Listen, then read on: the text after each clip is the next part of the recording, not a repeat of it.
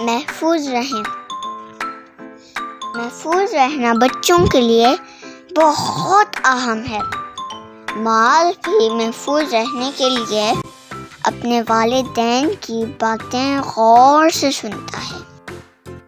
ماس بجلی کی چیزوں سے ہمیشہ دور رہتا ہے۔ اس کے امی ابو نے بتایا ہے کہ بجلی بچوں کے لیے نقصان دہ ہے۔ ماس آگ اور تیز دھار چیزوں سے دور رہتا ہے، یوں ان چیزوں سے محفوظ رہتا ہے۔ ماس ہمیشہ فٹ پاتھ پر چلتا ہے اور دیکھ بھال کر احتیاط سے سڑک عبور کرتا ہے۔ وہ سگنل پر ہمیشہ نظر رکھ کر سڑک پار کرتا ہے۔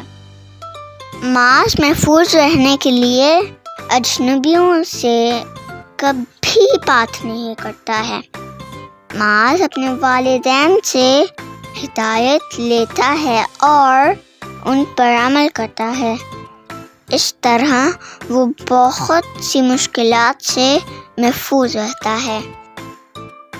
ماس اللہ تعالیٰ کا شکر ادا کرنا کبھی نہیں بھولتا، جو اس کو ہر طرح محفوظ رکھتا ہے۔